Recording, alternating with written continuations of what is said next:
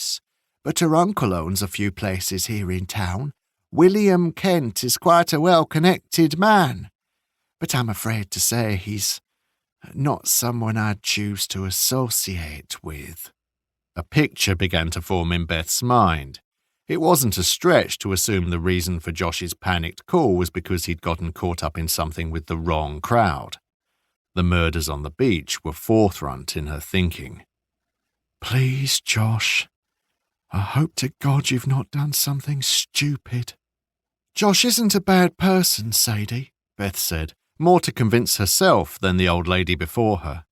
"He really isn't." "Well, that may be, but the reason my husband was so keen to get rid of you, and the reason he denied knowing who made that call to you, is because the Kents spell trouble. Josh too, unfortunately." "What do you mean?" "Well, I remember when I first noticed your brother in town. I've no idea what brought him here, but he was quite pleasant at first. Spoke to people, said he was just wandering through. But then the Kents got their claws into him. They have a way of doing that to people, and when they do, they don't let go. I haven't seen Josh since yesterday, dear, but if you want some friendly advice, if you're able to find him, pull him out of here, and quickly." Beth was certain the woman would have heard about what happened yesterday on the beach. There was no way she wouldn't in a small town like this. Beth wanted to ask Sadie about it, about the murders, and if she thought Josh could be involved somehow. But Beth couldn't bring herself to. It would all be pointless speculation anyway. What she needed from Sadie was a next step. "So, is there anywhere I can find William Kent then?" Beth asked. "You said he owns a few places in town." Sadie nodded. "I'm not sure you want to find him, dear. But if you must, I know his family owns the Heritage Centre. Bit of a pointless building in a town like this, if you ask me. But I think it's just a vanity project. Their family's long been a part of the town's history, so that place is really just around to flaunt it. It's usually open, so you might find someone inside who can tell you more. Could be a good place to start, without going to one of their homes." "And what would be wrong with going to their homes?"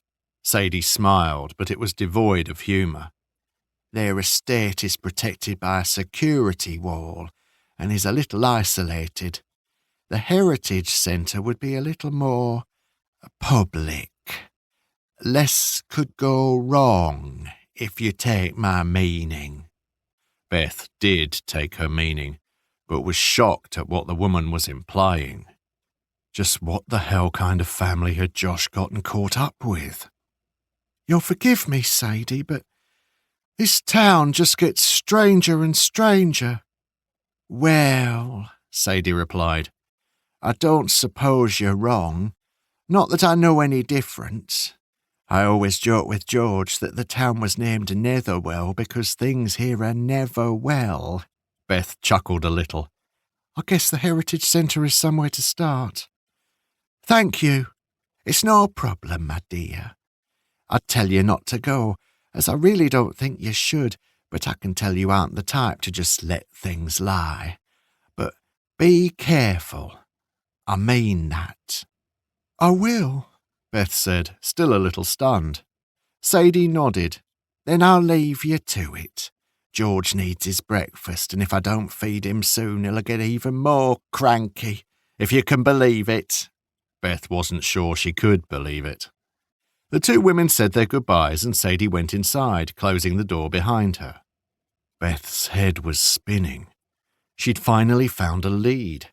The uneasy feeling in her gut when it came to Josh had only soured, and her hopes of finding him safe, or at least not up to his eyes in serious trouble, were fading fast. She set off towards the Heritage Centre, which Beth remembered spotting on her drive the previous day. On the way, she called her friend and former colleague at the newspaper, Erland Cowell. She needed a little outside help, and felt he could be just the person to lend it. Chapter 14.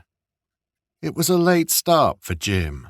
He was normally up and out on his walk at the crack of dawn, but today he had slept in, and even now felt exhausted, much more so than normal on a morning. Even the fresh air didn't do much to rejuvenate him. He had decided to avoid the beach today, knowing he probably wouldn't be able to get on it anyway. So, instead, he had decided to simply make his way into town and stretch his legs. Jess kept looking up at him as the pair walked down the long bank of Old Town and towards a footbridge that would lead them into the town centre proper. The dog looked confused, as if she wanted to know why they weren't taking their normal route. She loved the beach in any weather, and Jim felt a little bad knowing she would be disappointed today. "Sorry, girl," Jim said. "We might get back to our normal walk tomorrow." Though Jim wasn't certain, as he couldn't be sure it would be open to the public again by then. In truth, he wasn't sure he even wanted to be here in Netherwell anymore. He hadn't felt that way since his youth, but in the intervening years since that terrible night when the town had seemed evil, things had improved. Hell, he'd found love with Ada, and they bought their first home here. Even during his tours away with the military, this place was always home. His life with Ada had been a happy one. Jim was still sad that he'd lost her a few years ago. He'd always felt, selfishly, that he should have gone first. However, he'd found a level of comfort and acceptance in staying here to see out his life. Jim was contentedly waiting for the inevitable, when his body could be buried next to Ada's and his soul would be reunited with hers. But after yesterday morning, seeing those bodies in Hollow's Cove suddenly made him feel like he was in his early 20s again, barely a man, back when the darkness was here last. Leaving would feel like a betrayal of Ada, who was waiting for him to join her in the local cemetery. Joining her when all was said and done was all he wanted out of whatever life remained. Or so he thought. Because if what he dreaded was true, and that evil was indeed back, then he had to reevaluate things. He was around when the town had gone to hell last time. He knew there were some things worse than death. Chapter 15. The Heritage Centre was quite the imposing structure, nestled in between the more traditional town buildings of the street. This one, however, was taller, bolder than its neighbours, and though clearly not a church, had a hint of grandeur normally reserved for buildings of worship. Now that Beth stood before it, she could take in more details she'd missed when driving past yesterday. Smooth grey stonework was framed and detailed by coins on the building's corners. Feature trims of thin, protruding stonework jutted out halfway up the front wall, and the windows all had feature stone surrounds from the sills to the arched heads. All of the external stone was the same colour, but this precise and often intricate detailing helped break up the elevation visually. A central circular window on the upper floor with stained glass topped off the grandiose design. Beth stared at the higher window and noticed movement beyond. Though it was little more than a few drifting shadows, she thought perhaps someone was on the other side. The main entrance door, which sat at the top of a couple of steps, was slightly open. It was black and heavy-looking, tying in well with the cast-iron guttering, downpipes, and railings to the building's frontage. Beth took a breath and moved to the front door, then pushed it open the rest of the way. Though heavy, it moved easily on the hinges, and Beth found herself in a small draught lobby with glazed doors. She pushed her way through those as well, and then entered a large room, the perimeter walls of which were all lined with bookcases, glass display cabinets, tables and side tables, study desks, and a variety of pictures and artwork. The bookcases were filled to the brim with leather-bound books and tomes. The display cabinets contained what looked to be old artifacts of varying materials, metals, clays, stones, and fabrics, and the tables had on them hand-drawn maps and handwritten scrolls, all on parchment. Everything in the dusty room seemed old, even the wallpaper, which was two-tone green in light and dark vertical stripes. The floor underfoot was creaky, with dark stained floorboards. While the walls that surrounded the room were packed with items, the open centre was spacious in contrast, with only a few empty desks and tables to fill the void. At the far side of the room there was a reception counter, and behind that a closed wooden door with detailed panelling. A young man, who Beth assumed to be in his early 20s, sat at the desk, earphones in, leaning back, eyes closed and mouth open. Beth could hear the faint drone of music from the earphones, along with his nasally snoring. The only other sound was the steady tick-tock of a grandfather clock. She coughed loudly, hoping to draw his attention. Either his sleep was too deep, or the headphones were blocking out her efforts. Likely both. She studied the young man. From this position, and with his head tilted back, Beth could make out a defined jawline, slight stubble, and bird-like features to his thin face, complete with a pointed nose that dropped close to his top lip. He had black hair worn in a centre parting, though it flopped back given his current head position. He was dressed in an off-white shirt and grey-coloured waistcoat, and Beth could just make out a pair of round, frameless glasses over his eyes. Overall, the man looked an odd mix of smart and scruffy. Given his relatively young age, Beth highly doubted that he was William Kent. Given the size of the building from outside, Beth had expected the Heritage Centre to be huge, but it seemed to be just this single room. At least, that was all that looked to be accessible to the public. The door behind the reception desk had a steel sign blazed across it. Keep out. So, this was it? A building this big and only one room in use for the public? The space appeared to be all that was on offer to showcase the town's history. Beth walked slowly over to the reception desk, inspecting some of the pictures, scrolls, maps, and books. The maps, sketched in ink, were simply of the town through the ages, and they grew in size as the years progressed. The original settlement started on only one side of the river, then grew out over to the opposite landmass. The Heritage Centre appeared on a map dated 1867 and was called Kent House. One map had a pretty accurate sketch of the building's frontage. Earlier versions of this spot, however, showed the footprint of a different building, with no other structures surrounding it. Scribbled cursive gave it a name, which Beth could just about read if she squinted. It was difficult to make out, but she was fairly sure it read Moloch Church House. The books on the shelves were a mixture of titles. Some were expected, such as Histories of the North East and North Yorkshire Regions of the UK. Others were on symbolism, some on the study of geometry, and others on the moon, the solar system, early religions in the north of England, and others still had words that were alien to Beth. Canaanite, Baal, and others. Most of the books were leather-bound, but there were even simple collections of parchment and papers bundled together with rope or twine. The objects on show in the display cases seemed to be what Beth would have expected to see from archaeological digs. Old arrowheads, some small plates stained with dirt, and metallic emblems. Interesting, certainly, but fairly common finds throughout the country.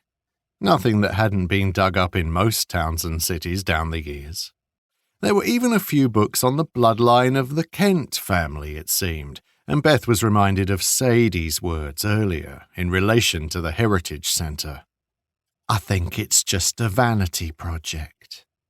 As fascinating as all of this might have been, it didn't help Beth. She'd come here for a reason, to find out more about this Alicia Kent, who, it seemed, was Josh's girlfriend. That could be Beth's best chance to find her brother. She coughed again, louder this time. Still no reaction. Fuck it, Beth mumbled to herself and walked over to the reception desk. A thick book lay on the desk's surface, with blue leather covering, the front embossed with gold writing that read, "A History of Mathematics, the Golden Ratio, the Fibonacci Sequence, and Pythagorean Theorem." Beth couldn't imagine trying to read something so dull. If the steward had been reading this, then no wonder he'd fallen asleep. It certainly was a subject that would have sent Beth into an early slumber. She picked up the book, which felt quite heavy in her grasp, lifted it to shoulder height with her arms extended before her, then let it go. The tome dropped and slammed forcefully onto the desk with a thunderous bang. The young man jumped as he snapped from his sleep in shock, almost falling out of his seat. His eyes were wide, and he pulled in a surprised breath.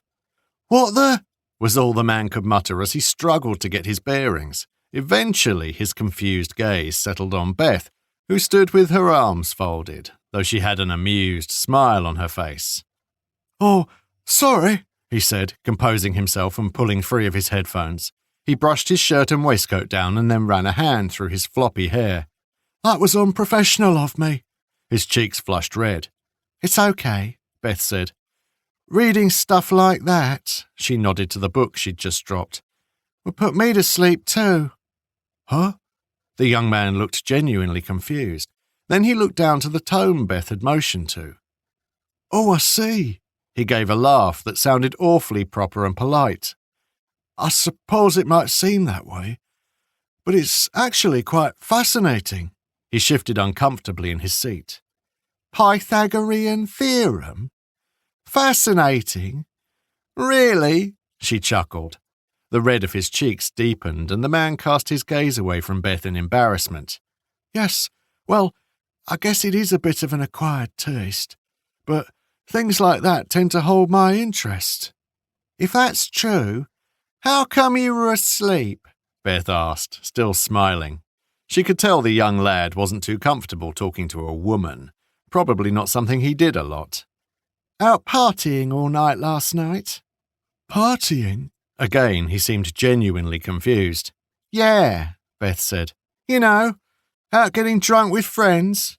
"Oh, gosh, no," he said, looking slightly appalled. "I'd never, that kind of thing is not—" Beth laughed. "Relax, I'm only teasing." She held out her hand to him. "I'm Beth." The man looked at her hand like it was a foreign object. Eventually, he took it in a soft and limp grasp. "Aidan," he replied with an awkward smile.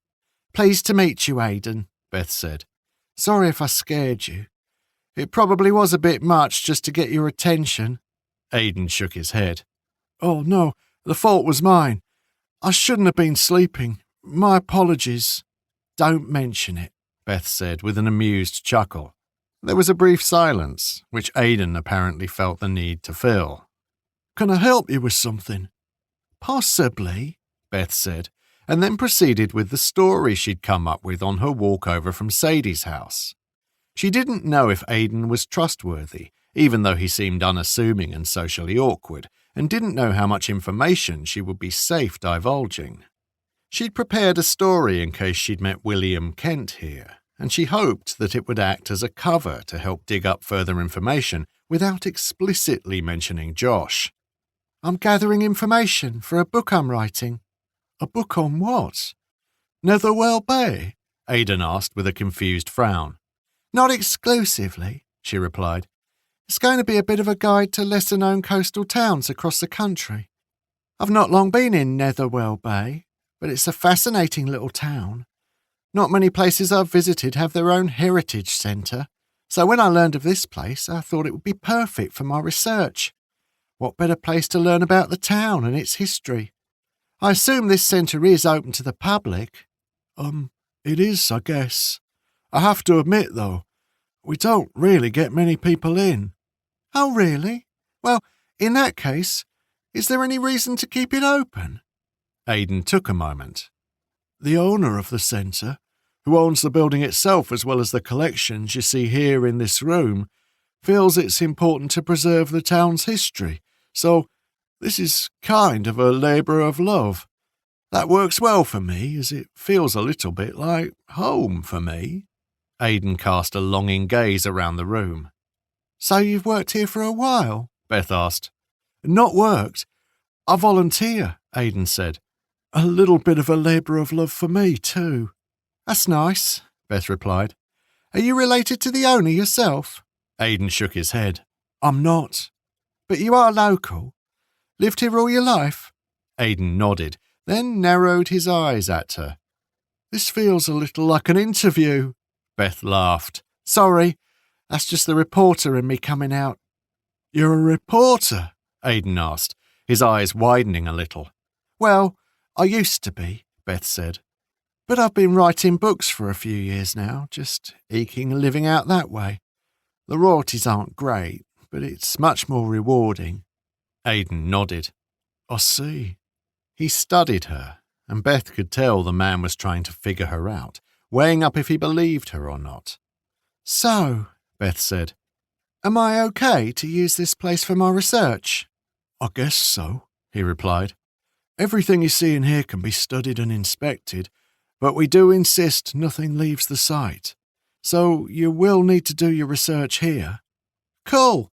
That works for me. Is there anything else, or is it just this room? Pretty big building for it all to be just condensed into one area. Aidan shook his head. Just what's in here, I'm afraid. The rest of the building is off limits. No problem, Beth said. Already her mind was working on a way to subtly drive the conversation towards Alicia Kent.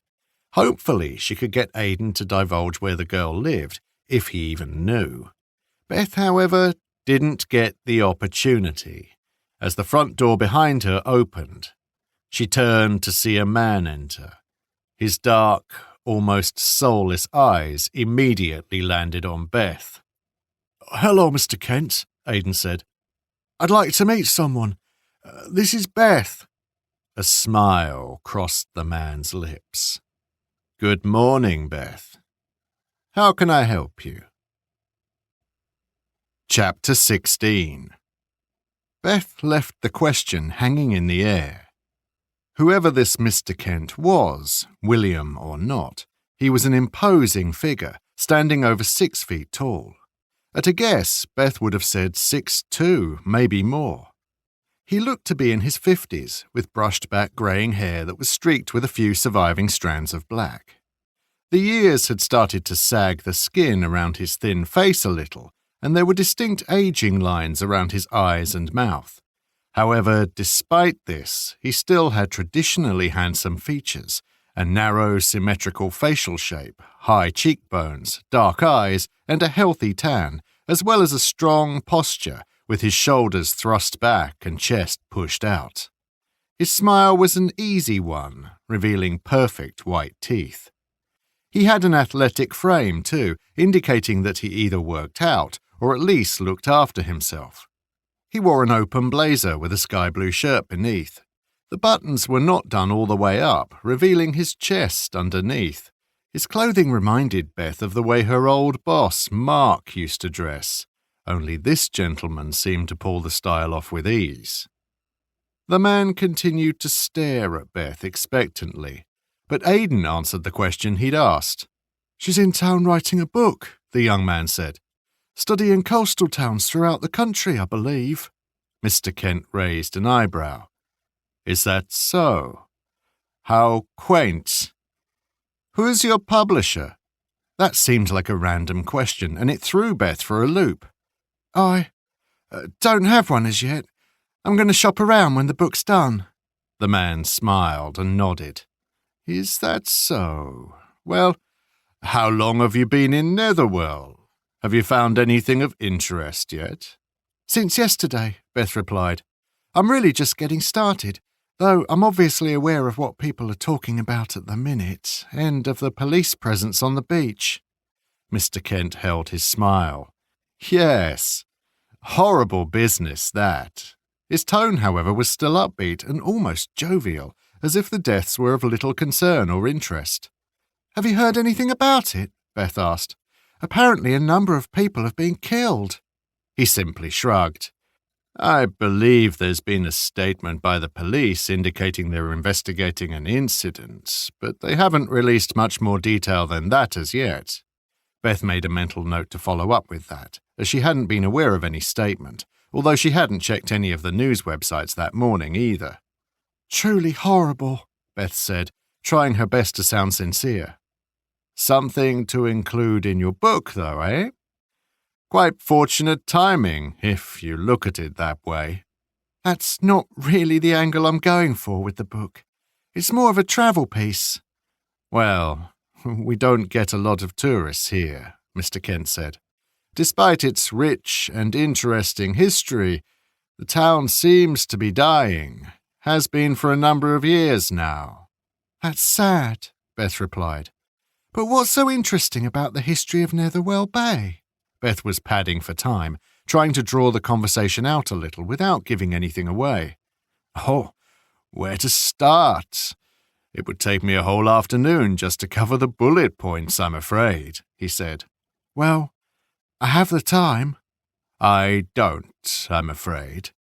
Apologies, but I really am quite busy, so I'll have to cut this short."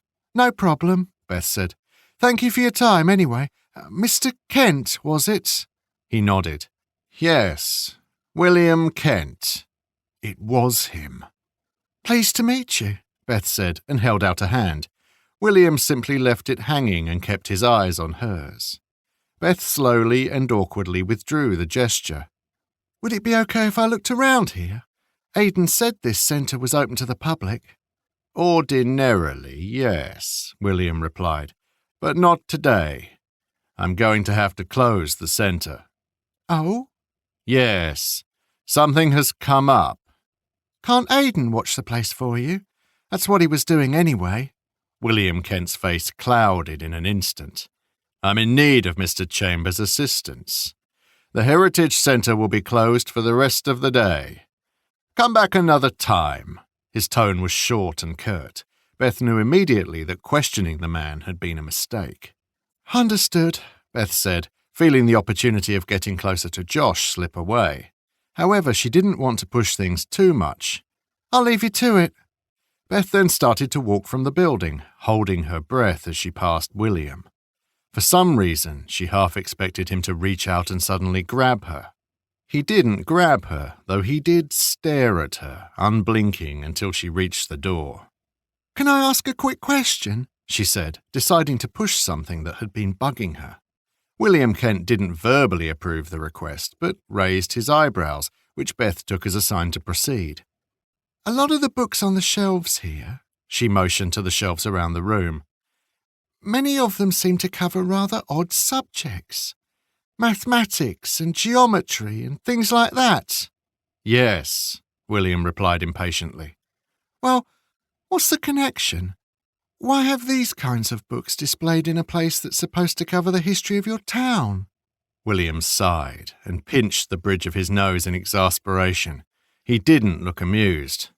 "What does geometry mean to you, Mrs. Sorry, I didn't catch your last name." Now it was Beth's turn to pause, as she didn't want to reveal her surname to him. If he did indeed know Josh, then it would reveal a link that Beth didn't want known. "Andrews," she eventually lied. Mr. Kent's smile returned, but it wasn't a nice one. Beth knew she'd waited too long with her reply. She quickly added, "And it's Miss. I'm not married." She desperately hoped that made her lie more believable. "Miss Andrews," William repeated in confirmation. "So, as I asked, what does the term geometry mean to you?" It certainly was an odd question.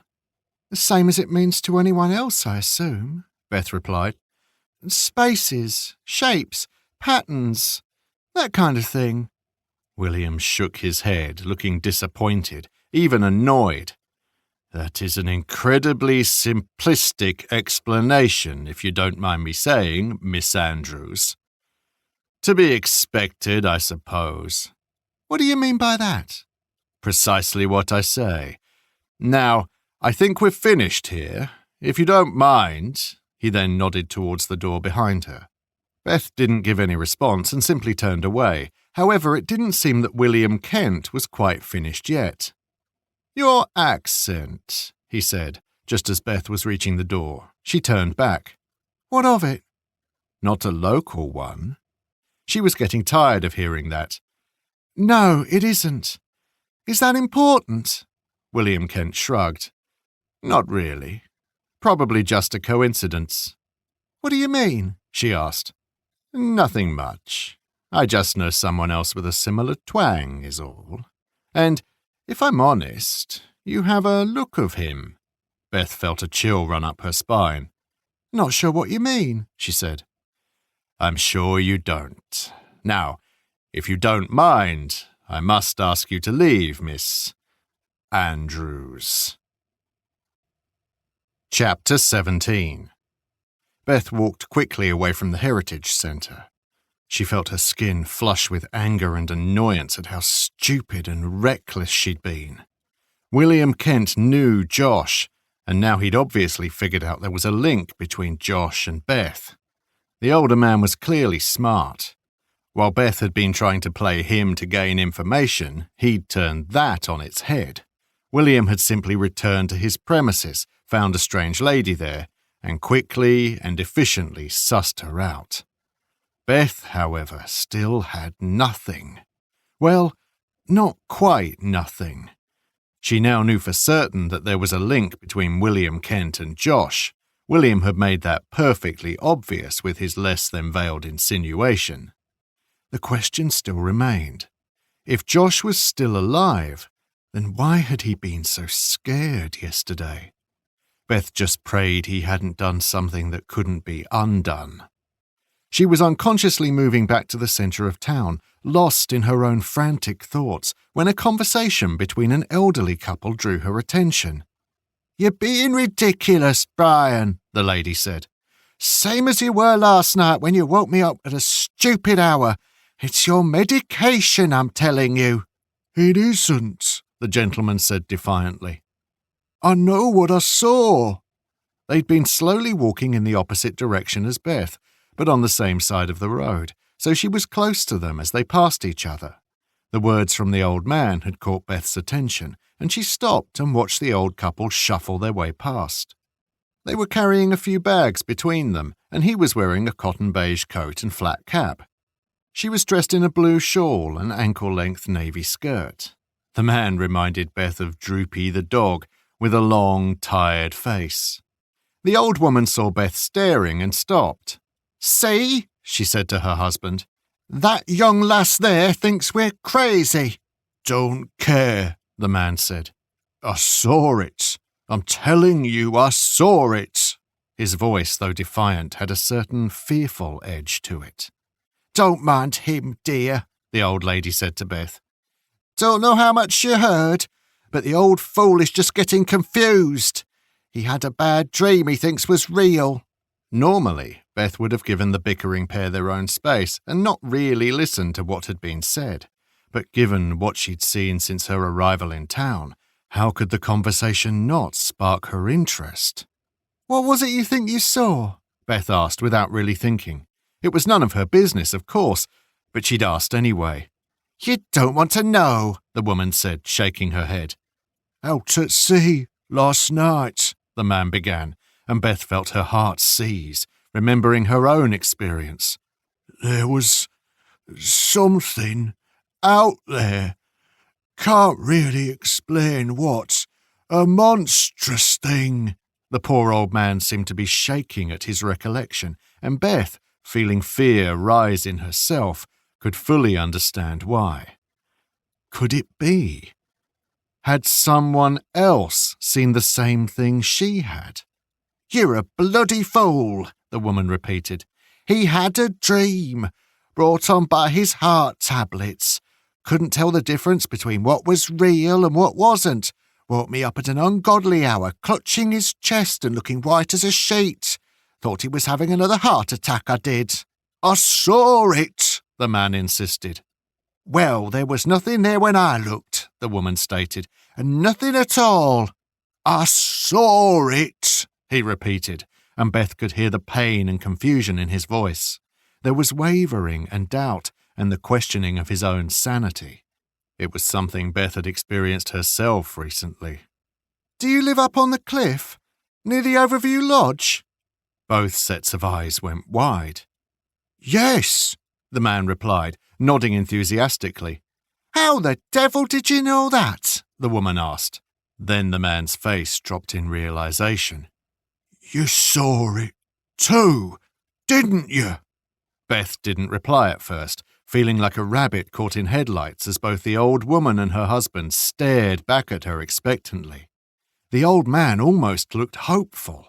The old woman's face was a picture of confusion. Beth didn't know what to do.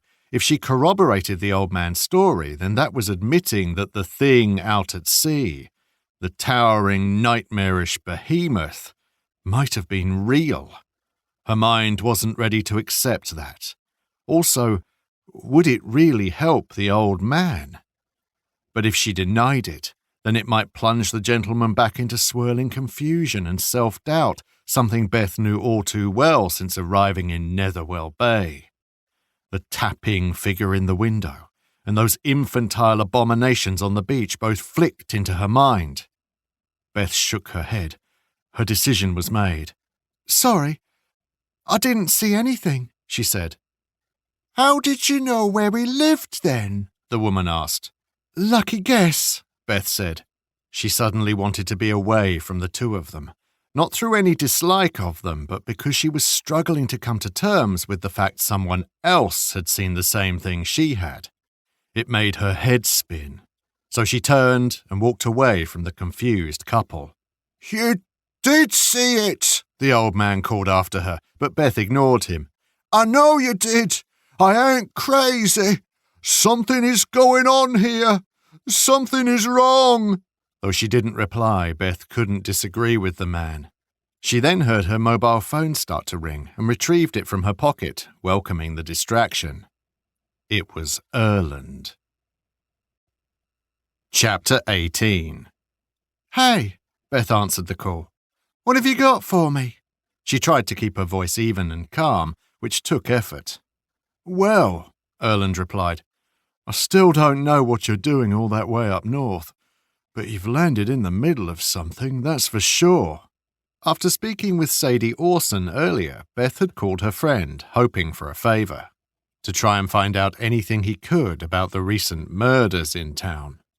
In addition, she asked him to dig up anything he could about the Kent family. It was an open net, one she'd hoped Erland would cast as wide as he could, as quickly as he could.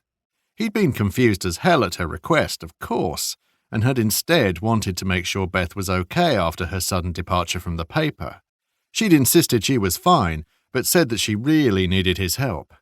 Erland was great at what he did, had lots of contacts, and in the past had proven he could dig up things that most people would miss. However, that was back home.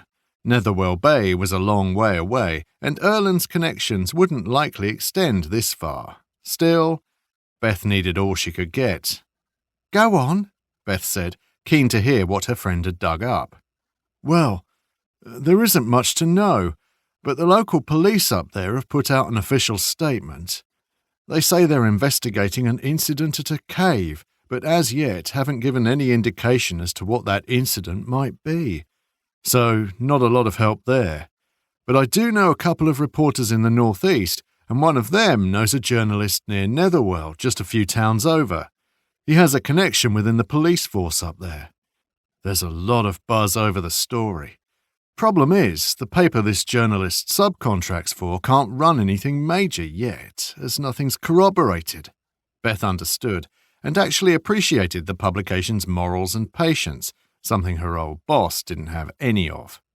Erland went on. "But I know that 3 people were killed. The deaths are being treated as murders, and, well, I don't really know how to say this, Beth. They were fucking ritualistic killings or something like that. Really savage as well." "Sorry, did you say ritualistic?" "That's right," Erland replied. "Apparently there were some kind of symbols left on the ground, like what you'd see in a bad horror movie. The bodies, what was left of them, had been left on display. Whoever did this had no intention of hiding the mess." "Jesus. Any idea on the deceased?" 2 men and a woman, apparently, but no formal identification, at least none that's been leaked. Beth held her breath. 2 men. Could one of them have been Josh? I have to ask, Beth, what's going on up there? Seems a bit weird that you travel to the arse end of nowhere just to get away from it all, only to end up in the middle of a story that looks like it's set to go nationwide at any second. I'd heard nothing of it till you called, but something like this is going to catch on. How did you end up at Ground Zero? Is this something you'd been following? No, Beth said. I swear. It's just been the craziest coincidence. Jesus, Erland replied. That is some coincidence. And such a random place for you to end up, too. Beth could tell that he didn't really believe everything she was saying, but she was thankful that he didn't pull at that thread any further just yet. So, are you going to cover it while you're there? Cover it? The story. Working or not, you're still a reporter, aren't you? And stories like this almost never fall into our laps. Could bring in some good money if you go freelance. I hadn't thought of that, Beth replied, and she meant it. She had other things to worry about that were much more important to her. I find that hard to believe, Erland replied. She could understand his skepticism, given the work ethic he was used to seeing from her. You're always looking for the next big scoop. Not this time. I just wanted to relax and get away from everything. Erland was silent for a moment. So why follow it up in the first place? Why even call me to look into it? Another pause. Is everything all right up there, Beth? I mean, are you okay? I'm fine, Beth said, but even as she said the words, she didn't really believe them. She doubted they sounded sincere. Look, Erland, I just want to know what's going on. That's it. There really is nothing to worry about. Honestly, I'm not sure I believe you. But you know you can count on me if you need to. She had to keep from breathing a sigh of relief. Right now, the last thing she wanted was to have to explain herself or get into what was going on here. Erland helping out, and even while he knew he was being kept at arm's length, meant a lot. Thank you, she said. Did you find out anything about the Kent family? A little, but not much. The journalist I know had heard of them and gave me a few tidbits. They certainly don't sound like a well-to-do family, despite the persona they try to convey. He says they've gone hand in hand with that town for as long as he can remember, and the rumours are that they have their claws into everything. Nothing happens there without their approval, and they own quite a lot of the property there too. This journalist thinks they have ties to some pretty unsavoury characters, but they keep themselves removed enough to never get drawn in officially. I get the impression they aren't nice people, Beth. Do you think they're involved in these murders somehow? Is that why you wanted more info on them? I don't know yet, Beth said honestly. Still looking into it, but I've heard them mentioned around here, even met one of them, a guy named William. Did you turn anything up on him? No, sorry. No specific names were mentioned. Also, I couldn't find anything on the girl you asked me to look for, that Alicia Kent.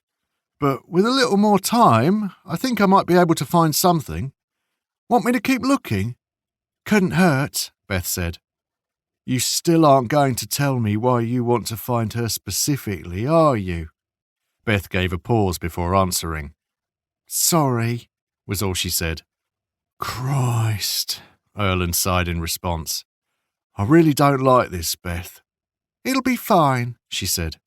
Anything else about the Kents? The only other things I could find were online, but it's more to do with the town's history. It's a little sketchy, but what I have found is more than a little fucking weird.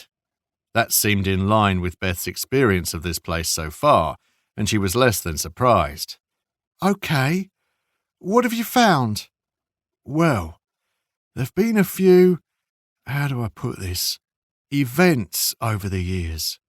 In the early 1800s, the population of the town severely dropped. There isn't too much detail, but what I've found suggests that a lot of people disappeared. No other explanation is given, just that it was sudden and unexplained. There've been a few murders down the line as well, and many were, get this, occult or ritualistic in nature. Ring any bells? Shit, Beth said. So the town has a history of things like what happened here yesterday? It would seem so. Again, the details on these records are sketchy. To be honest, you're probably in the best place to learn more, if you want to. Is there a library in town? They'd likely have records that are more detailed than what I've managed to pull up online. I have a place in mind, Beth replied. Good. There was a similar thing happened a little over 50 years ago, too. 1968. A spate of disappearances, I'm guessing, as the population that year dropped quite a bit again. I couldn't find anything to explain it. The only thing I found was from the online newspaper archive. There was a small story in a North Yorkshire paper which mentioned Netherwell, a trio of killings that apparently had occult symbology present. That was in 68 as well, about the same time as the disappearances. But other than that, it was like everything surrounding the events was scrubbed clean. 3 killings? So what? History is repeating itself? I've no idea, Erland replied. Like I said, the information isn't very detailed, but there are records of the Kents being associated with the town stretching back as far as I could find. If you give me a little more time, I know I could uncover more, but I wanted to let you know what I'd found so far, especially those past killings that seem to echo the ones from yesterday. I found that very fucking strange. Me too, Beth agreed. No way that it's a coincidence. Indeed. Which is why I'm more than a little concerned you've ended up in the middle of it all. Can't you just pick another place to relax in? Leave Netherwell Bay behind? I'll consider it, Beth lied. So that's a no, then. Beth didn't reply, so Erland carried on. Just tell me what's going on, Beth. Maybe I can help. Part of her dearly wanted to tell Erland everything. The thought of confiding in a friend that would listen and understand was alluring, and for a moment she forgot why she was so reluctant to tell him. But then she remembered. Beth had no idea what it was that Josh had done. She also didn't know if he was still alive. If it was really bad, then Beth knew the more people involved, the more difficult it would be to try and smooth things over. Keeping everyone out of the loop seemed the safest option, and, in truth, putting her trust and faith in people didn't come easily to Beth. You're helping already, Erland, Beth said. He sighed. Fine. Want me to keep digging? If you don't mind, and it doesn't get you in trouble at work. That's no problem, Erland said. Mark doesn't even know what I do most of the time anyway. Speaking of which, you didn't tell me what happened between the two of you and why you ended up quitting. Beth's gaze suddenly fell on someone up ahead, someone she definitely needed to talk to. I'll tell you everything, Erland, and soon. But right now I need to go. Fine, Erland said, sounding anything but. Beth felt bad, and it seemed like she was taking advantage of their friendship a little, but at the moment, especially considering the situation she was in, she didn't feel like she had a choice. Thank you, Erland. I really do appreciate all of this. When I'm back, we'll catch up, and then I promise I'll tell you everything. Beth ended the call, not sure herself if she intended to keep the promise she'd just made. Her eyes were focused on a man she'd spotted walking towards her along the street, with his black border collie in tow. Chapter 19. Jim! Beth shouted, drawing looks of surprise from the townspeople around her, as well as from Jim himself. Soon, however, the confused frown on the old man's face fell away, and a quick look of recognition took its place. Then the frown returned. You again? he asked as Beth jogged over to him. Thought I made myself clear to you yesterday. She nodded. You did, and I'm sorry. She realised that a little honesty might help grease the wheels of information.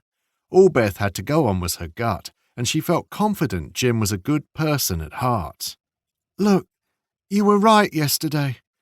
I wasn't being entirely truthful with you. Is that right? Jim asked, still eyeing her suspiciously. Yes, and again, I'm sorry, but the truth is, I'm here looking for someone. I don't know what's happened to them, and all I know is they were here the last time we spoke. I'm terrified that this person could have been one of the people you found dead over in that cave. Please, Jim, I'm begging you. Can you help me? I just want to know a little more about what you saw. If I give you a description of the man I'm looking for, maybe you can tell me if any of the people you found dead match that description. Beth realised that her eyes were watering. She was starting to feel overwhelmed, just saying the words out loud, that she was scared and needed help, acted as a kind of release, and the pent-up frustrations and worries started to wash over her like a tidal wave. These tears weren't an act. She wasn't trying to dupe Jim into pitying her and talking, but Beth was well into her second day here now, and she turned up precisely nothing. Indeed, even if Josh had been alive when she'd arrived, he might still be dead now. If that were true, she would have failed him. She saw Jim's stern features soften. "Who are you looking for?" he asked. My brother, she told him as her voice started to crack. I got a voicemail from him yesterday. I haven't seen him in years, but he sounded scared. I mean, really scared. Said he was here in Netherwell Bay. I'd never even heard of this place before, but I can't find him, and I'm worried something has happened. Please, Jim, I'm sorry I wasn't completely honest with you, but I wasn't sure what else to do. I don't know what Josh has gotten mixed up in, and I didn't want to get him into any more trouble. "Your brother is Josh Davis?" the old man asked, not sounding surprised at the connection. Yes, Beth exclaimed. "I figured that might have been the case," he said. "You look a little like him. Talk the same as well." There it was again. Why were these people so fixated on Beth's accent? Did it just reinforce that she was an outsider and not welcome here? Do you know Josh? Beth asked, keeping focused on what she needed to do. "A little," Jim said. "Saw him around town every now and again. Didn't mix with him, though. I don't particularly like the company he keeps. Never have."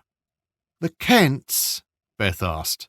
Jim raised his eyebrows in surprise but nodded his confirmation. "That's right. You heard of them?" A little, Beth admitted. Heard nothing good about them, though. Even met one. Wasn't a fan. "Sounds right. They're a bloody sickness in this town. Always have been." Please, Jim, do you know if my brother is still alive? Was he one of the bodies you found? Jim looked to the ground. "Horrible sight, that, you know. Seeing those poor people, the state they were left in. It was sickening. I recognized one of the faces, a girl, but the other two I can't say I knew." He looked back up to her, his eyes a little wet. "No, I don't believe Josh was one of them." Both of her legs wobbled slightly, and Beth had to fight to keep from bursting into floods of tears. She felt instantly lighter, like an unbearable load was lifted. It was disorientating. Of course, this didn't mean everything was going to be okay. Beth still had to find Josh, and even if he hadn't been one of the three murdered out on the beach, something could still have happened. However, she allowed herself to feel the slightest bit of hope. "Thank you," she said, and her voice cracked a little as she spoke. "Do you know where I can find Josh? Do you know where he lives?" Jim shook his head. "No, can't say I do. Sorry." "I heard he was seeing a woman. One of the Kents." Alicia, Jim confirmed. Yes. Do you know where she lives then? Perhaps I can start there. Probably with the rest of the Kents, Jim said. They own a few houses up on the outskirts of town, fancy ones. Not on the beaten path, though. You have to know where you're going to find them. Beth's eyes widened. She felt like in the space of only a few minutes of talking to Jim, she'd made more progress than from the rest of her time here combined. Hell, if she'd just been honest with him from the start, she might already have Josh back safe and sound. Can you show me? You might want to reconsider, Jim said. It's a private estate that's walled in, not something you can just walk into. I don't think hiking up there and demanding to see your brother would do you much good. I have to try, Beth said. If Josh is here, there has to be a way I can get to him. Jim shrugged. Sorry, I don't know what to tell you. Not a lot of help in that regard, I'm afraid. He used to be fond of a drink, so you could try the Trout and Lobster again, or the Ship Inn. They're the main pubs in town. Might get lucky and find him there. It was an option, but a woolly one, and not one that gave Beth any kind of certainty. Perhaps a last resort, then. After the recent revelations, Beth felt like she was finally gaining some momentum. If Jim wasn't going to tell her where to look, then surely it wouldn't be too hard to find out where the Kents lived, private property or not. However, I still think you should leave town. You seem like a nice person. Believe me, you don't want to get caught up in what's coming. The comment certainly struck Beth as odd. What do you mean? What's coming? Evil, was his reply. Something from a long time ago. The killings on the beach. It's just the start. A sudden chorus of screams caused Beth to jump. She looked beyond Jim farther up the street to see a group of women scamper away from a small alleyway that cut through between two buildings. The women were yelling in fright as they eventually stopped and looked back. What's that about? Jim asked, looking back as well. Beth felt her heart rate accelerate a little. She wasn't sure why, but her first thought was that perhaps another body had been found. No idea, but maybe we should find out, Beth said, and started to walk up towards the group of three women. They seemed panicked, and one was almost hysterical. Beth felt Jim by her side as the two approached the group. Others drifted towards the terrified women as well, concerned, asking if the ladies were okay. Beth got close enough to hear the reply. There's something down that path, one woman said, a lithe 40-something with lots of makeup, styled dark hair, black trousers, high heels, and an expensive-looking wool coat. Despite the makeup, Beth could see that her skin had grown pale. The other two women, both of a similar age to the first, were dressed a little more casually, both wearing jeans, one in sports shoes and the other in loafers, and both with coats that looked significantly less expensive than the first woman's. What is it? A bystander asked. Beth and Jim settled in with those who'd gathered round the women, one of whom had put her shaking hands over her head. I don't know, the smartly dressed woman said. It was a monster, another of the women cut in. Beth felt the combined mood of those gathered shift from worry to confusion and then to disbelief. She saw a few of those surrounding the panicked women look at each other, casting suspicious glances and smirks. Clearly, they didn't believe a word of it, perhaps even thought it was a joke. But Beth wasn't so quick to discount the story. What did it look like? She asked them. The woman who'd made the claim turned her eyes to Beth. She had a cherubic face and hair cut into a messy bob. She quickly realized Beth was asking a serious question and gave a small look of relief. I don't know, the woman said, and looked back to the small alleyway between the buildings. She stepped farther away from it. Beth did notice, however, that a few people up ahead, unaware of what was going on, strolled blissfully past this cut and didn't seem perturbed in the slightest. It was horrible, the first woman said. It seemed to be coming out of the fucking walls, all twisted and fucked up. kind of like a person, but with this bulbous, misshapen head, like a giant wart. And his head was covered with little eyes, the woman who had her hands on her head said in a scared whisper. These little white sack things that all turned to look at us. And the noise it made, the second woman with the bob added. Beth heard a few sniggers from the people who were crowded round. They clearly didn't believe the fantastical tale, and Beth would have agreed with them had she not experienced some strange things herself. She started to walk towards the narrow alleyway in question, but felt Jim gently grab her arm. "Where are you going?" he asked. "It's fine," Beth replied, confident that it was. One thing that all three of her visions, if that was the right word, had in common was that they were very brief.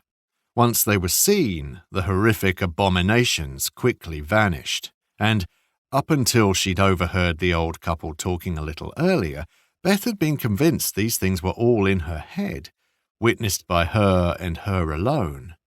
Apparently not. She pulled her arm free and moved to the gap. The buildings either side had brickwork with a worn and weathered buff finish, and the mortar joints were set back deeply, giving both structures an aged look that seemed in keeping with the rest of the town. The width of the alleyway, roughly a couple of feet, was just enough to fit a person through. The ground was paved in cobbles that looked to have already seen their best days, and despite it being daytime, the thoroughfare was quite dark, given the tall buildings either side blocked out a lot of natural light.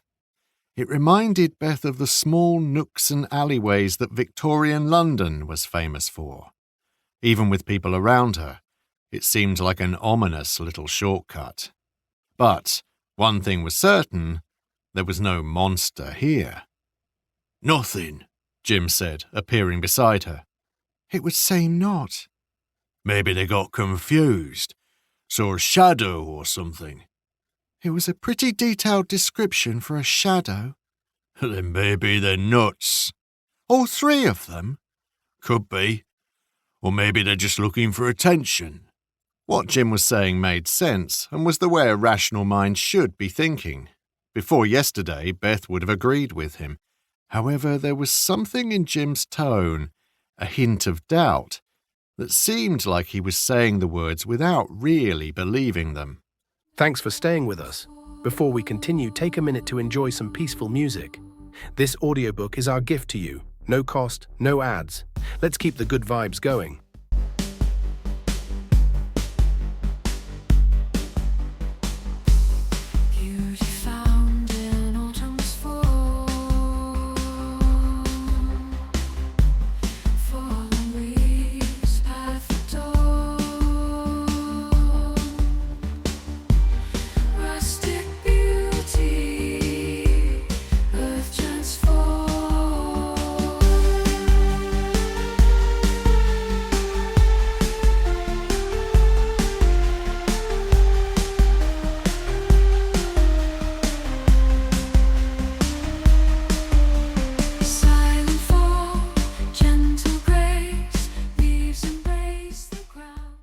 "Maybe," Beth replied, still looking down the alleyway.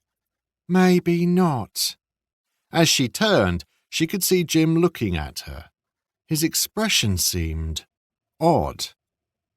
"You drink tea or coffee?" he asked. Beth frowned and tilted her head to the side a little. It was an odd question, straight out of the blue. "Coffee," she replied. Jim nodded. "I know a quiet place where we can get a drink. Come on, there's a few things you should know about Netherwell Bay." The old man turned and set off. His dog, faithful as ever, trotted along beside him. Beth paused. She had no idea what it was Jim wanted to tell her, and part of her dearly wanted to know, but she still felt an urgent need to get to Josh as quickly as she could, and this seemed like it was going to be a distraction. "You coming?" Jim asked without looking back. Given Beth had nowhere to search next, other than trying to find this private Kent estate, was there really a viable alternative to Jim's offer right now? Something very weird was going on in this town, and Beth knew that Josh was somehow caught up in it all. if knowledge was power, as her father always said, then Beth needed more of it. And Jim had certainly been a help so far. "Yeah," she said. "I'm coming." Chapter 20. The cafe was even smaller than the one Beth had visited earlier that morning for breakfast. The seating area was a single space that was no bigger than the living room of her apartment. Bare brick walls were decorated with mounted fish and old photos of boats on the sea. Unlike the gaudy aesthetic in the Trout and Lobster pub, it all seemed fitting and refined, as if everything had a place. The ceiling was exposed oak boarding and single-bulb lights hung down on black wiring, creating a partial but intentional industrial feel. It meshed well with the traditional brickwork wall and wooden plank flooring. There were only 4 tables inside, all small and round, each only able to seat 3 people. There was a single counter to the rear, with a glass case that displayed cakes and pastries. Behind the counter was a large coffee machine. A lady with greying blonde hair pulled back in a ponytail sat behind the counter, reading a magazine. Beth and Jim ordered coffees, which Jim had bought at his insistence, and Jim requested a bowl of water for Jess. They then found a seat, and the border collie took a few gulping mouthfuls of the water. Satisfied, she then lay on the ground at Jim's feet. Other than the serving lady, Beth and Jim and the dog were the only ones present. Jim took a long, deliberate mouthful from his steaming drink. Beth sat waiting for him to begin his story. She had her hands cupped around her own hot mug, enjoying the warmth that radiated into her palms. Jim eventually looked up. "Have to say," he began, "I was surprised you listened to what those ladies back there were yelling about. You didn't dismiss it outright, as I might have expected." "Should I have?" Beth asked. Jim shrugged. "Most people would. Sounded pretty far-fetched." "Maybe," Beth agreed. "But despite what you said, I got the feeling you weren't disregarding them either. Why is that?" "You first," Jim said, "if you would be so kind as to indulge me. It's just, you don't strike me as the type of lady to believe in, monsters and such." "I guess I don't really," Beth said. "But if I'm being honest, this trip to Netherwell Bay has me doubting myself." "Any reason?" "Other than turning up to find that 3 people have been brutally murdered?" Beth asked. Jim nodded. "Yes." Beth knew he was trying to get her to admit to something, and she had a feeling he wouldn't judge her when she did. "Well, I've seen a few weird things here myself since arriving," she told him, hoping that would be enough. "Things like what those women described?" "Kind of," Beth confirmed. "Don't ask me to give you any detail," she prayed. "I don't think I could say it out loud without sounding crazy." Thankfully, that seemed enough for Jim. "In all honesty, I've had an experience myself, but it was a long time ago, back when I was young." It was Beth's turn to ask the question now. "An experience like what those women described?" Jim nodded and repeated Beth's answer. "Kind of." He then took another slow mouthful of coffee, leaving her stunned, even if she'd half expected that answer. "Just what the hell is going on?" "Okay, Jim. What is it you want to tell me? I'm feeling a little overwhelmed here and I need answers."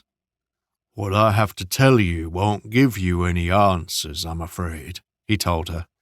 "You'll just wind up with more questions. And it also won't have anything to make you feel any less overwhelmed. But I figure I'll tell you anyway, if only to get you the hell out of this town. 'Cause truth be told, I'm going to be leaving soon as well." "What? Where are you going to go?" Beth asked, confused. "No idea," he replied. "But I think I know what's coming. Seen it before, kind of. and I know I don't want to see it again. Ever. Okay, Jim, spill it. What is it you want to tell me? Jim leaned forward and rested his elbows on the table between them, cupping his hands around his mug just as Beth had. He stared into the liquid inside, getting lost in his thoughts. Happened a little over 50 years ago, he began. Chapter 21 1968 This was madness, a fucking nightmare come to life, and it seemed to be happening all over town. It had all started with the bodies they'd found in Hollow's Cove, dismembered, they said, all chopped up, displayed in a sickening state. Symbols on the ground, too, weird occult things. Jim hadn't heard exactly what they were, hadn't seen the bodies, but in his head he was imagining one of those devil-worshipping pentagrams or something. The cut-up bodies had been sacrifices, people said, but no one knew what they'd been sacrificed to. Jim would have maybe expected something like this down in London. He'd heard everyone was crazy there. After all, that place had given birth to Jack the Ripper. But here, this far up north? He'd been surprised when a friend had told him of the murders. Jim and his friend had even ventured to the beach to look at the police cars and officers. Everything was closed off, however, and they weren't allowed to get very close. It had rocked the town, and was so close to his favourite place, the cliff tops above. The houses up there next to the hotel were lovely. He could imagine retiring into one of them someday with a good woman. There they could live out their days with a great view over the sea. Perhaps Ada could be that lady. Of course, he'd need to get up the nerve to ask her out first. But everything in town was starting to change now, and those bodies in the cave were just the start of the madness. Over the past day, things had been getting stranger and stranger. People reported seeing impossible things, horrible things. Like a nightmare made real, one person had told Jim. The town was whipped into a frenzy. Some of the older generation made mumblings that this savagery was not new to Netherwell. Then it escalated. More death. Another 3 bodies were found in similar circumstances to the first ones, mutilated with occult symbols left on the ground surrounding them. Jim had been told about the fresh bodies, found up on the cliff top he loved so much only a few hours ago. Everyone seemed to be in a state of panic, searching for loved ones who'd simply vanished.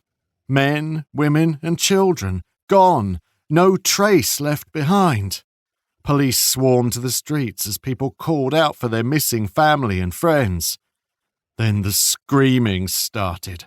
People running through the streets, calling, shouting, begging for the missing people to show themselves. Others were seemingly running from something. A frenzy built, and Jim was outside, on the streets, in the middle of it all. The air seemed changed. People ran past and he heard snippets of wild conversations where people babbled about seeing monstrous things. Screams came from near and far. Then he heard something that made his blood run cold. A sound. A rumble. Like a distant, powerful thunder, but seemingly made by a living thing coming out from the sea.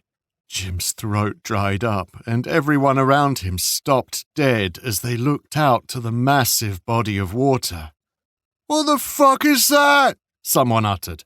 Jim squinted his eyes and peered into a night that seemed somehow unnatural. The thing was massive and blocked out the very stars in the sky. Then it moved. A nightmare come to life. Jim instinctually started to sprint in the opposite direction, even before his mind fully realized what he was doing. He just had to get away from whatever that thing was. Another rumble, then more screaming. As Jim ran, he was knocked to the floor by 2 men who passed him. Feet thundered close to him, threatening to trample him underfoot. Jim could only lie on his front and bring his hands over his head for protection. Thankfully, the people leapt over him. Nearly all of them were shrieking in panic, but apparently they had the wherewithal to avoid a downed person. As he lay prone, Jim turned his head to the left, and he looked to the line of buildings ahead. There was an alleyway directly in his line of sight. What he saw there made his heart seize. A woman was fighting against a thing that should not have been real.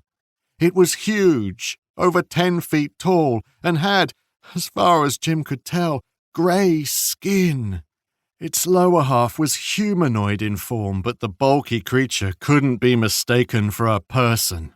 From the waist up, the hulking thing became something else completely. The entirety of its broad chest was taken up by a huge opening, a salivating mouth with black gums behind. The gums were lined with what looked to be thousands of small needles, not quite teeth, as they were far too thin and they moved and bristled like fur. What made the sight even more terrifying was that the woman fighting against this monster had her lower half engulfed in the terrible mouth. She was being held up off the ground, squirming as the stabbing needles pierced her flesh and the black gums gnawed at her. The woman's screams were blood-curdling, and red liquid erupted from her nose and mouth each time the horrific beast chomped down. Still, the woman continued her desperate fight and struggles. The creature had no defined head or shoulders and no arms at all. Above the mouth was simply a pulsating, tumor-like mass of flesh that dripped and oozed a black liquid. Within the tumorous clump were scores of eyes, all of different shapes and sizes. Some were small orbs, others were larger, wider, with wild pupils that stared manically in all directions. The terrified woman then saw Jim. The expression on her face was one he knew he would always remember. Pure terror mixed with an unbelieving bewilderment. She knew she was about to die, yet her mind could not accept what was happening. The monster's upper half lifted her higher, and then it tilted back like an animal straightening out its neck before it devoured a large piece of meat. The woman rose up with it, her exposed upper half now vertical. The mouth opened wider and gulped. She dropped to her shoulders. The gums clamped down again, hard. The woman screamed, little more than gurgles now as blood bubbled from her mouth. Beyond the chaos around him, Jim was certain he could hear the cracking of her bones when the mouth compressed even more around the struggling woman. Her terrified eyes stayed on Jim as she was pulled down a little farther, and the gums pressed down onto her head. Jim heard a crack. One of her eyeballs popped free and dangled on an optic nerve as the woman's cranium was crushed and her brains exploded from her shattered skull. The creature took a final gulp, like a snake sucking down a mouse, and the poor woman disappeared into the bulk of the monster. Jim forced himself to his feet and sprinted forward, pushing his way through the throng of people that all ran in panic as well. Up ahead, the heaving crowd seemed to veer to the left as one, and their terrified screams increased. Through the mass of people before him, Jim managed to see what everyone was trying to keep away from.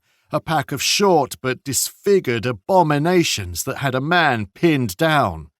The short, squat attackers were clearly demonic, yet also humanoid, and their naked bodies were a mottled grey with thick black veins visible beneath the skin. Pudgy bellies and baby-like rolls of fat were at odds with the long, razor-sharp talons at the ends of their arms. The creatures stood about 3 feet high, and their mouths were long and open in a permanent cry, stretching down and attaching to their chests. There were no teeth inside of their mouths, only a black, glistening membrane that was lined with clusters of moving, barnacle-like growths. The poor man pinned down by these surprisingly powerful demons was having his skin peeled from his body. He cried and wailed in agonizing pain as the sharp talons gripped his flesh and pulled it away from his body in long strips. The long chunks were then dangled over the permanently open mouths of the creatures before being dropped inside and swallowed. The man's torture had clearly been going on for at least a little while, as much of his skin had been torn away, exposing the raw and tender meat and tendons beneath. He lay in a pool of his own blood and fought frantically, but was simply overwhelmed. One creature waddled round to his front, and in one quick motion ripped off his jaw before depositing it whole inside its own mouth. Jim forced himself forward, managing to find enough space to break into another sprint. He didn't stop running until he hit the edge of town, certain he was losing his mind. None of that could have happened, he told himself. It couldn't have. He was just going crazy, that was all. He'd much prefer going crazy to the alternative. The next day was like a dream. He forced himself back into town to see what had gone on. It seemed safe, at least for the moment. No screaming, no monsters to see. Just lost people, unable to make sense of what had happened the night before. Scores of people were reported missing over the days that followed. None of the missing were ever found. People talked about what they'd seen that night, but over time the stories became less frequent. Jim asked Ada out only a week after the night of madness. She was a woman he'd admired from afar. In person, she turned out to be everything he could have hoped for, and more. He quickly fell in love.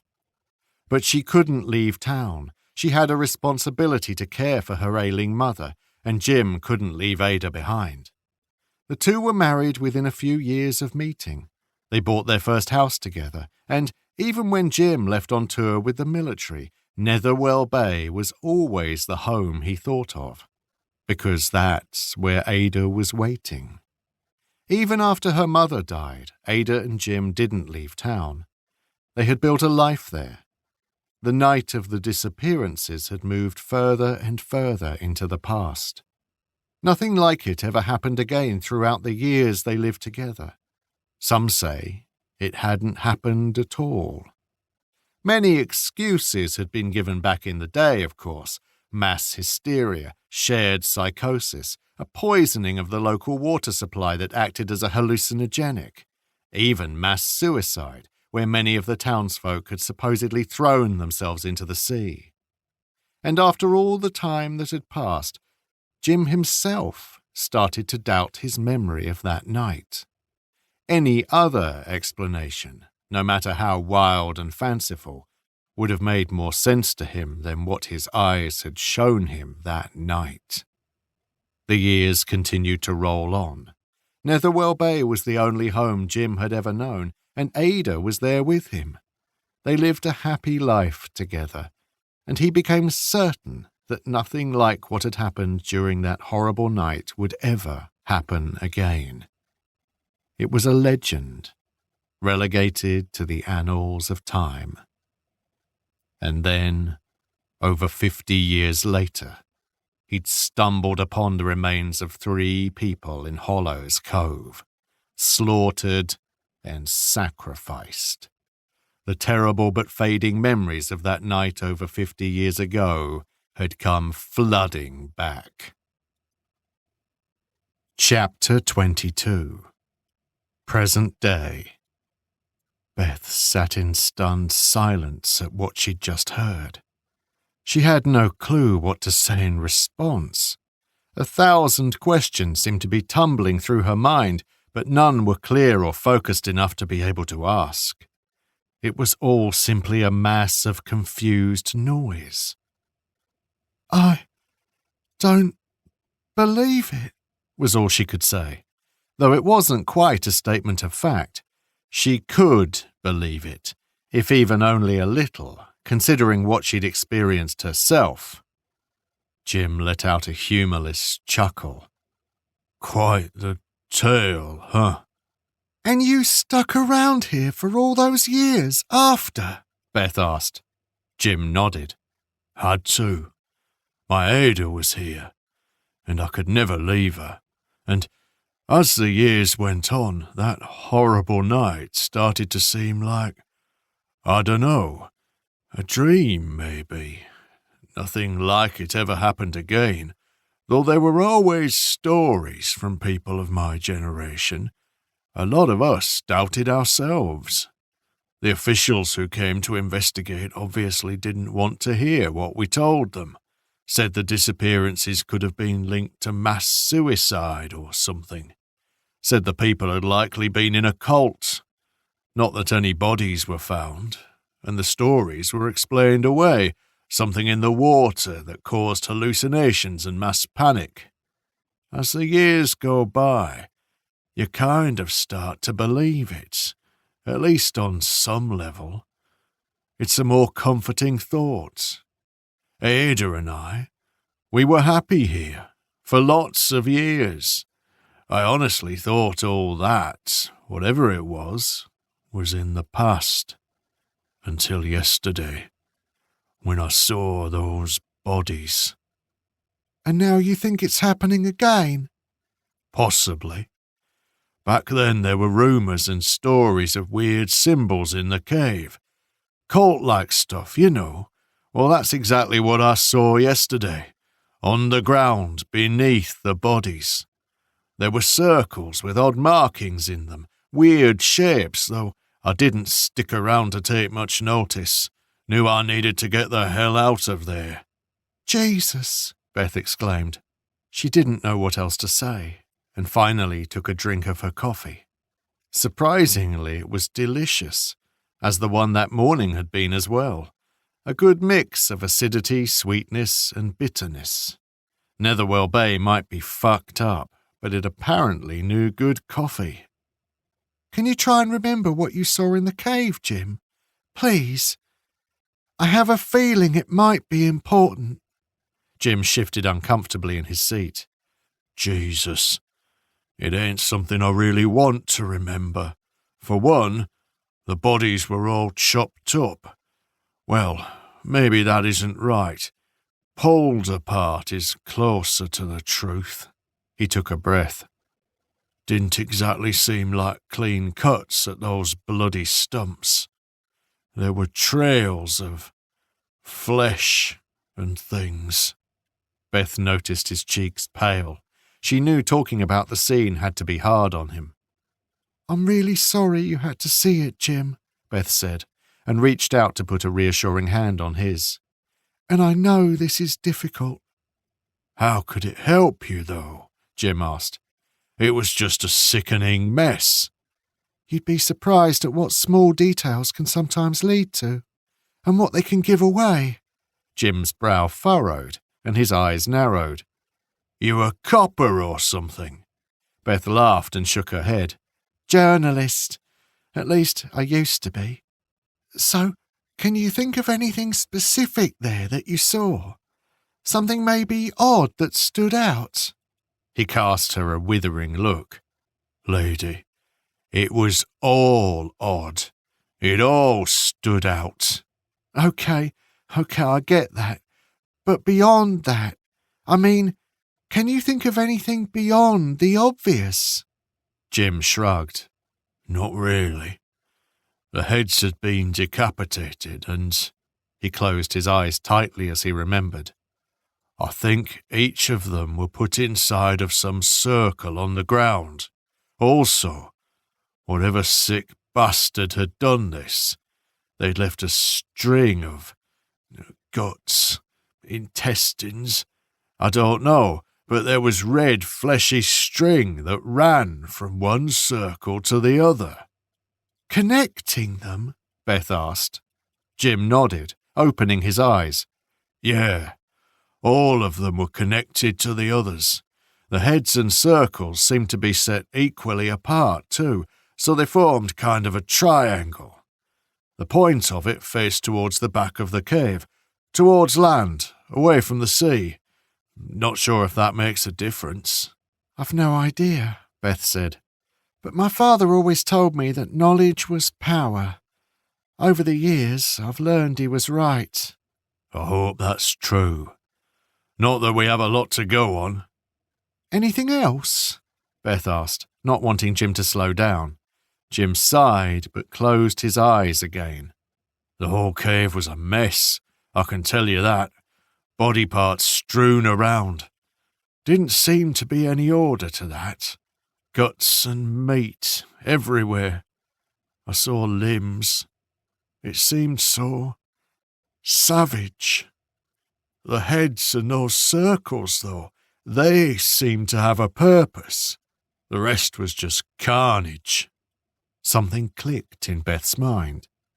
You mentioned before that one of the deceased was a girl. Was it someone you recognised? Jim opened his eyes. Aye, that's right. I didn't know her exactly, but had seen her around. Quiet thing. Odd. Always had this intense stare about her, like everyone she looked at was beneath her. I never associated with her. Don't think we ever spoke. I think her name was Marie, but I couldn't tell you her last name. Was she one of the Kents, perhaps? Jim shrugged. Couldn't tell you one way or the other. I know what people say about small towns, that everyone knows everyone else. You might know faces, sure, but there are still over 1,000 people living here in the surrounding area. Do you know 1,000 people by name? Beth shook her head. I don't know if she was related to the Kents or not. Couldn't say. She was just someone I saw around town every now and then. I didn't interact with her. And the 2 men who'd been killed? You said you didn't recognise them. That's right, Jim said. Though it took me a moment to realise who the girl was, to be honest. If you'll forgive me, these heads, they weren't just like a preserved mannequin head or something. They'd been left on the ground for a long while, so the blood had drained. And the eyes had been gouged out as well. Those decapitated heads were a mess, but even so, if I'd seen those men before, then it ain't clicking in my brain. And believe me, as much as I don't want to, I've tried to place them. The police asked me the same thing. I really don't think there's anything else I can tell you. Beth sat back. She'd been so focused on finding out the details Jim knew, hoping it could help her in her search, she'd forgotten, or ignored, that 3 poor people were actually dead. It was the comment about the eyes that hit her, that they had been gouged out. Jim had been right before when he called it savage. Okay, Beth said. I'm sorry I made you relive that, but thank you. Not sure it'll be much use, Jim replied. You'll understand now why I advised you to get out of here as quickly as possible. If history really is repeating itself, you're going to want no part of it. I hear you, but... Josh, Jim said, finishing Beth's sentence. Yeah, Josh. Well, you best be quick about finding him. Jim drained the last of his coffee. You leaving town then? Beth asked. I am. As soon as we finish here, in fact. I've no idea where I'm going to go yet. Just take the bus out of here and get a hotel or something for a few days. Follow the news. See what happens. Might be safe to come back eventually, and I can sort out a permanent move then. So, you're just running away? Beth asked. She couldn't help herself. It wasn't her place to judge, but apparently her subconscious had done so anyway. She immediately regretted it, however, as Jim's expression turned furious. Excuse me, he asked, raising his voice. Did you hear what I just told you? I did, Beth said, taking on a more diplomatic tone. And I'm sorry. That came out wrong. I didn't mean it like that. Jim rose to his feet. You do as you please, he said through gritted teeth. But, young lady, I've seen a lot in my lifetime. Whether you believe it or not, it takes a lot to scare me. What's coming here scares me. I've no issue admitting that. Staying here to face what's coming don't make you brave. It makes you a damn fool." He then put on his coat. "Jim, wait," Beth said, getting to her feet as well. "Can you at least tell me—" "I've told you enough," he snapped. "Best of luck to you." Shit. Beth quickly grabbed her coat, ready to follow. She felt like Jim could still help her, even if it was just to tell her the location of the Kent's private estate. But as she finished gathering her things and stood, she noticed that Jim had frozen in place. Standing directly outside, with a dark smile, was Pete. A few of his friends were with him, and they were all wearing the same evil grin. Pete gave Beth a wave, then beckoned them towards him with his finger. "Someone wants to see you, little lady," he shouted through the door. "You best not keep them waiting." "Not interested," Beth shouted back. "We'll see if there's a back door out of here," Jim said, keeping his voice low and his eyes focused ahead. "Don't listen to this yob. Don't go anywhere with him either." Beth had no intention of going with him, but she also didn't like the idea of having to go out through a back door, running away like a coward. Jim turned to the lady behind the counter. "Patricia, is there a way out back here?" he asked, nodding to a door behind her. "Don't really feel like dealing with these idiots outside, to be honest." The lady looked up from her magazine, then rolled her eyes after noticing Pete and his friend standing beyond the door. "That fella? He's a bloody nuisance. Still goes on like a teenager. Someone should tell him he's almost bloody 40. Come on back here, Jim. I'll take you through the kitchen. Does Pete have a bone to pick with you or something?" "It would seem so," Jim said. "Come on, Jess," he added, and started to walk towards the counter with his dog following behind. The bell above the entrance door sounded and the door opened. Pete, and only Pete, stepped inside. He was wearing jeans, Doc Marten boots, a white t-shirt that did little to hide his belly, but no coat. Considering it wasn't exactly warm outside, Beth assumed that this was done as a statement. "Cold don't bother me none, 'cause I'm tough." Either that, or his bulk insulated him enough to ward off the chill. "Where are you two off to?" he asked, wearing a smug grin Beth just wanted to scratch clean off his face. "Away from you," Beth replied. "Why?" Pete asked, bringing a hand up to his chest, feigning hurt. "I've only come to deliver a message. Something you will want to hear." "I very much doubt that," Beth said, turning away from him. "I don't care who wants to talk to me. I'm not interested."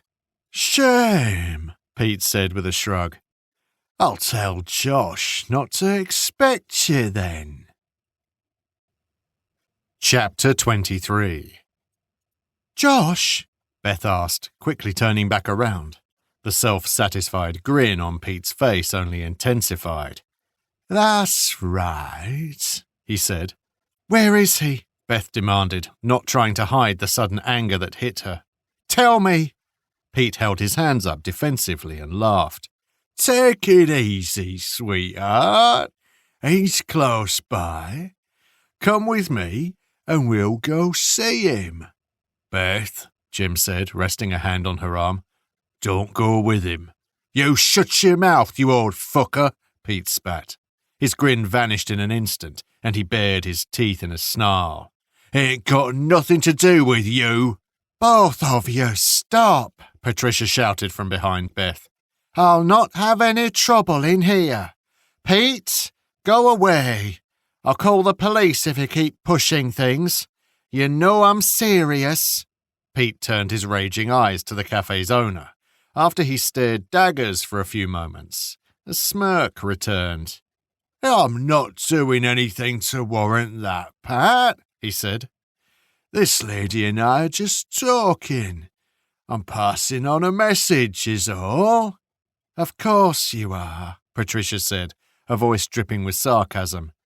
"And shouting at Jim in the process." "He needs to keep his nose out of things that don't concern him," Pete said, glaring at Jim. Just go away, Patricia shot back. Take your mates outside with you too. Pubs will be opening soon. Go, get drunk and keep out of everybody's way.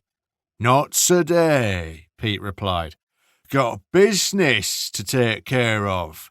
He turned back to Beth. Now, do you want to come and see Josh or not? Where is he? Beth asked again. Pete stepped aside and motioned towards the front door. I'll take you. Not a chance, Jim said, answering for her. But Beth wasn't as quick to dismiss the offer. She wasn't an idiot, of course, and knew that the whole thing smelled fishy as hell. But it was something. Tell me where we're going first, Beth insisted. Then I'll come. Can't do that, I'm afraid. Then she ain't going, Jim said. He tugged at Beth's arm, which finally got her attention. Don't be a fool. You know nothing good can come from this. That man and his friends can't be trusted. They're just errand boys for the Kents. Fuck you, Pete shouted. I'm more than a fucking errand boy. Jim ignored him. Don't let the need to find your brother land you in danger. He was right, of course. Beth didn't doubt that. But she was hoping to keep Pete talking and get him to let something slip. Come on, Jim said, pulling her away. Beth allowed herself to follow, but felt her stomach drop. She was so close. He's gonna be sad to learn you didn't want to see him, Pete said mockingly. So, I guess you might as well just fuck off home then. Leave Josh to his life here, where he's happy. It's a trick, Jim whispered as they walked through the hatch in the counter. He's goading you. I know, Beth said. Pete wasn't a smart man, and Beth was sure he was quite incapable of fooling her. Still, Josh was close, and Pete knew where he was. Patricia pushed open a door behind the counter, revealing a kitchen behind. It wasn't a commercially sized one, more like something that would be seen in a modest house, with wooden paneling on the units as opposed to the metallic finish Beth normally associated with restaurant kitchens. This only gave further onus to the small, homely operation Patricia was running. At the back of the kitchen was another door, this one an external one. It was metal, with a push bar across the middle. Through there, Patricia said, pointing. Beth, Jim, and Jess quickly made their way through the kitchen to the door beyond. Beth didn't like it. She hated that Pete had managed to make her turn tail and flee. She needed to know what he knew, and this felt like an opportunity slipping away. Jim was right, of course. It was a fucking trap. And Josh was the bait. Jim pushed the door open quickly, and they all emerged into a narrow back street. Before them was a bare brick boundary wall, complete with curled barbed wire at the top. Patricia closed the door behind them, and Beth heard it click shut. Which way? Beth asked, looking left and right. A few bins and piles of rubbish lined the back street, separating two rows of buildings, each backing onto it. Then Beth saw a group of 3 figures step into view from her left, from around the corner at the very end of the street. To her right, Beth saw more people emerge, and recognized some from the bar yesterday. They'd been among Pete's group. She felt her stomach drop. Oh, for fuck's sake, Jim said. A low grumble emitted from Jess. What do you want? Jim called out to them. The street was isolated and unoccupied, save for Beth, Jim, Jess, and the thugs pinning them in. No one answered Jim's question. Eventually, from the right, Pete came jogging into view, joining his friends. He was panting and red in the face. You fuckers made me run, he said, struggling for breath. Not the way I like to get my exercise. He then made a show of cracking his knuckles, and he began to advance, followed by his gang. The 3 to Beth's left started to walk towards them as well. Pete laughed. No one can help you out here, he said. Jim turned and knocked on the door they'd just escaped through, banging as hard as he could. Then Pete broke into a sprint and the rest of his pack followed suit. That bitch won't help you, he shouted. I gave her a good warning before leaving. She's fucking sitting on the floor, crying her eyes out right now. Her attitude was nothing a good slap couldn't sort out. As much as Beth was afraid of the gang, that comment caused a pang of anger to flare up within her. Pete really was the worst kind of scum. The slapping feet of the advancing attackers echoed around the small alleyway as the men quickly closed the distance. Beth wasn't going to make this easy for them. She put a hand into her pocket and grabbed her keys in a fist. The jagged metal edge protruded through 2 fingers. Jim dropped his stick to the ground. "Won't you need that?" Beth asked, nodding to the walking stick on the ground. "Better with these," he said, bringing up his fists. "Learned a little boxing in the army." Jess's growls turned into angry barks.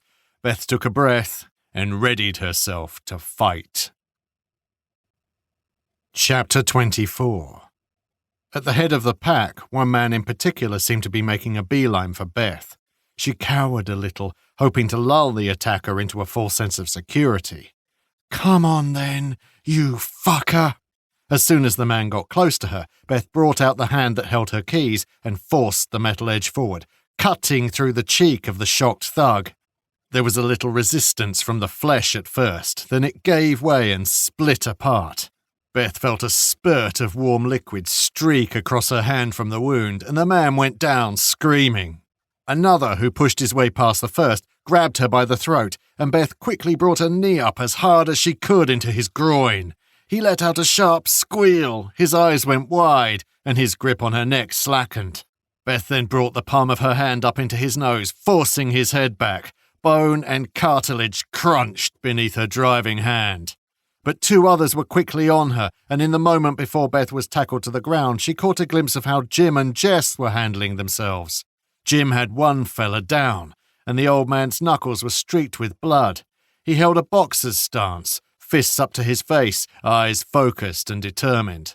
The man he faced looked wary, evidently surprised that Jim was no pushover. Jess had a man down on the ground and her mouth was clamped over his arm. She violently tugged it, this way and that. "Get fucking off me!" he cried out. Then Jess took a savage kick to the gut from Pete, who'd now entered the fray proper. The poor dog yelped and was forced backwards. The 2 men pressed down on Beth, pinning her to the floor. She then saw Pete joining in the fight against Jim, and with 2 on 1, the odds were too much. Though Jim connected with a stiff left jab to the face of the first man, who Pete had thrown forward, he was then left exposed as Pete leapt in and thrust a thick arm around the older man's neck. Pete then pushed his weight forward, down onto Jim, pulling the chokehold tight. Jim spluttered, coughed and wheezed, but continued to fight back. The first man, who'd taken the punch, swung a kick that connected with Jim's ribs. The power of the blow and the weight pushing down from behind forced Jim to the floor. The 2 attackers then started to kick at Jim, who could only hold his hands over his head to try and protect himself from the blows. Jess was soon involved again, however, barking and snarling. She grabbed onto the first man's leg and he cried out in pain. Beth saw Pete pull free a blade. "No!" The knife was just a Swiss Army one, but the edge appeared sharp. Jim looked up to see Pete advance on the dog. Beth held her breath, not wanting to watch what was coming. Pete raised the knife. "No!" yelled Jim, and quickly pushed himself up and stumbled forward into Pete. Jim grabbed the man round the waist and tried to force him back. Pete dropped the knife. "Jess, run!" the old man yelled, but the dog remained focused in its attack. Another man was up now, however, the one Beth had kneed in the groin. He swung a kick and the poor dog took another nasty blow, sending it rolling to the ground. "We need to go," the man said to Pete as he stepped in to help deliver punches to Jim's head. The old man fell again. "Get them all in the van, now," Pete snarled. "Make it quick." Jim was hauled to his feet and dragged away by 2 of them. Beth felt her arms pinned painfully behind her back, and she was pulled up from the ground as well. The 2 were dragged forward, and Beth saw a nondescript white van skid to a stop at the end of the street. The side door slid open. "I'm actually being fucking kidnapped," Beth thought. She saw Pete run up to Jess and plant more kicks into the poor dog, who yelped with each blow. When satisfied, the thug quickly caught up with the others. Jess, however, again got to her feet and started to growl. She was obviously not done yet. But as much as Beth and Jim struggled against their captors, there were just too many of them. Beth and Jim were soon thrown into the van, and the group of attackers jumped in as well. They wrestled Beth and Jim to the floor and tied their hands behind their backs. Pete was last inside, and he turned to see Jim's brave companion come sprinting down the street, ready for more. But it was too late. Pete slid the door shut. "Move!" he yelled to the driver. The van lurched forward, and they were off. Chapter 25. The drive was a short one. With Beth and Jim beaten and tied up, they could only lie on the floor of the van, rolling around slightly as the vehicle moved quickly, arcing around corners and wobbling while it rolled over uneven ground. Some of the thugs had taken the opportunity to spit at their two prisoners, cursing them as well. The one with the gash on his face, from Beth's keys, constantly antagonized her, calling Beth a bitch and a cunt. As battered and pained as Beth was, she at least took heart in the knowledge she and Jim had given the thugs a run for their money. Ultimately, however, they had still been taken, and Beth had no idea where they were headed. She tried to keep track in her head of the amount of time that was passing, counting slowly to get a rough idea of the trip's duration. The van came to a stop and shut off its engine after about 5 minutes of driving, according to Beth's estimate. She suspected that meant they were still in the town centre somewhere, or at least close to it. Pete leaned in close. "Not that anyone would hear you, but if you start screaming when we pull you out of here, I'm gonna have my boys cut the old man's throats. Understand?" Beth didn't blink or look away. She simply held Pete's gaze. She could tell in his voice that the pitiful excuse for a man didn't have it in him to carry through with the threat. But she wasn't going to push him on it, and she doubted her screaming for help would do any good anyway. Plus, Beth didn't want to give Pete the satisfaction of seeing her scared and begging. "I'll take your silence as a yes," he said, then turned to his men. "Get them inside, quickly." Beth and Jim were then pulled from the van. They found themselves in a small enclosed area. A high stone wall encompassed them, running well above head height.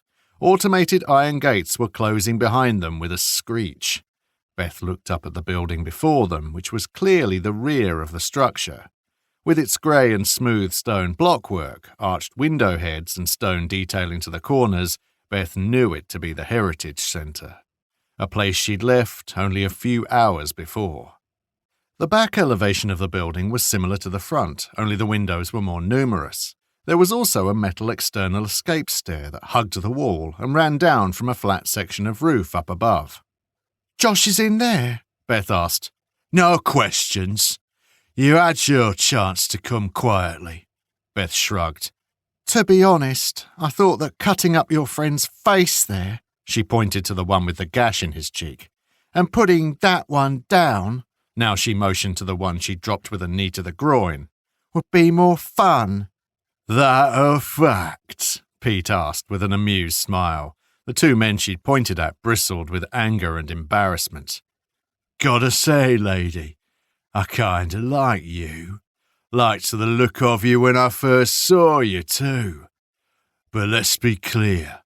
You try anything now, and I'll be the one to knock you down." Beth didn't respond, simply glared at Pete again. She and Jim were then led towards a sizable double-leaf access door. It was tall and wide, made of solid black metal, and was likely used for large deliveries, Beth assumed. One leaf of the door was pushed slowly open a little from within, and Aidan walked out. He looked down at the ground, clearly uncomfortable, and fidgeted with his hands. Initially, Beth hadn't been sure what to make of the young lad. She'd wanted to like him, and had hoped he wasn't tied too strongly to the Kents. That hope was now quashed. "You're to take them inside," Aidan said softly to Pete. "You kicked my dog," Jim suddenly said. He was glaring at Pete now with fury in his eyes. "I would have killed it too if I'd gotten the chance," Pete replied with a scowl. "Still might, you know. I could go back and find it, gut it, put the thing down." "You'll pay for hurting her," Jim said. "I always had you down as a thug, but nothing like this. You're going to be sorry. Mark my words, boy. I'm gonna make sure of it." There was an eerie certainty in Jim's voice, a gritty determination that surprised Beth, and judging by how Pete's eyes widened in shock, it seemed to have caught him off guard as well. "Enough chit-chat. Take them in," Pete commanded to his group. Beth and Jim were led forward, and Beth glared at Aidan as she passed him. The young man wouldn't look back. They entered the building, and Beth saw that they were in a large storage area with a high concrete ceiling and bare concrete walls and floor. It felt cold, and the space was filled with metal shelving units. Boxes and crates of God knows what sat on the shelves. Another set of double doors was at the end of the large space, and it appeared to be their destination. The group walked through the doors and into an open stairwell area, which was quite the contrast to the storage room they'd just been in. The floor underfoot was stone marble tiles, light in colour with swirls of dark grey embedded within. The walls had dark oak panelling up to the midpoint and rich red wallpaper above. The ceilings were high, and multiple dark oak doors were set into the walls. Beth guessed that one of them probably led to the heritage display area she'd been in earlier. The stairs were carpeted a deep red, similar to the walls, and had dark wooden balustrades and handrails. At the top of these stairs, a group of people stood, gazing down. William Kent was at the head of this gathering. Beth had no idea who the other people were. They all looked of an older generation and were dressed well in elegant clothing, dark suits, ball gowns, and evening dresses, which was odd given the time of day. Even William had changed clothes into something a little more formal. Among their number, however, Beth noticed one girl who was notably younger than the rest. She was dressed in a black, shoulderless dress, and her blonde hair was pinned back into an elegant knot at the nape of her neck. She wore sparkling earrings that dangled down to her shoulders, and her face had high cheekbones lightly layered with flawless makeup. On top of that, her eyes were a striking blue. The girl was stunning. "Hello again," William said from his position at the top of the stairs. "Beth, was it?" "You do realise you've kidnapped me, don't you?" Beth asked. "That's a criminal offence." William just chuckled. "I saw the resemblance straight away," he said. "You talk just like him too. In fact, talk a little too much. Must be a family trait."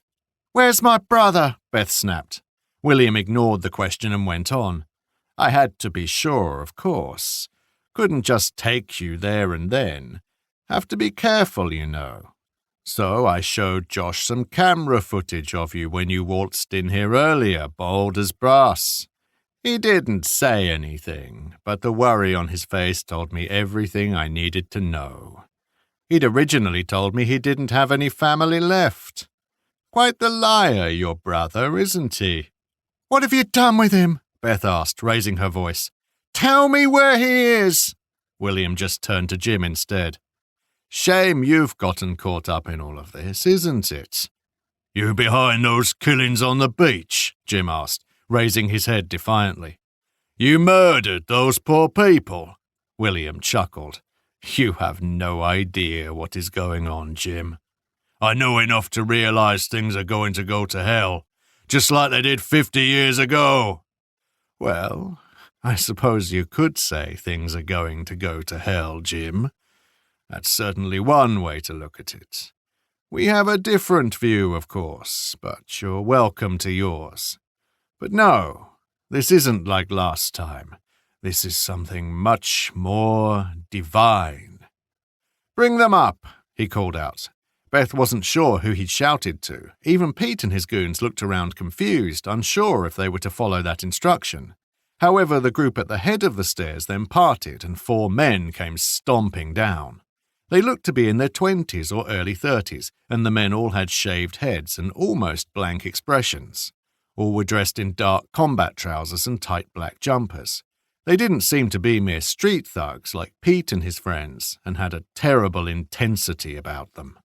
Both Beth and Jim were quickly grabbed. Beth's arms were forced behind her back with much more force than anything Pete's gang had managed to exert. The way they snapped her into position was quick and efficient, and she cried out in pain. "Pete," William said, "you and your friends are finished for the day. Run along." Pete looked a little confused, almost hurt at being cast aside, but he didn't argue. "Yes, Mr. Kent," he replied obediently. "Errand boy," Beth said to him with a sneer. "Run along, little puppy. Your master is finished with you now." She saw Pete clench his jaw and step forward, but one of the men restraining Jim simply looked up to Pete with a stern gaze. The shaven-headed man slowly shook his head, eyes serious and jaw set. Pete backed off. "Let's go, lads," he said to his friends, and they all slowly filtered out the way they'd come in. "Aidan," William called down, "see them out. Then you can busy yourself with scripture." "Thank you," Aidan said, and an excited grin broke over his face. The young man then hurried along to complete his task. Beth and Jim were forced up the stairs and up to the waiting group, who moved further aside to let them pass. "Take them to see him. I'll be along shortly." Beth and Jim were then hauled down the corridor to their left. The floor was carpeted as the stairs had been, and the walls were covered in that same red wallpaper from the stairwell downstairs. Many pictures were hung along the wall, dominating the vertical planes. Beth stared at the paintings as she was dragged past, but could scarcely understand what she was seeing. It wasn't traditional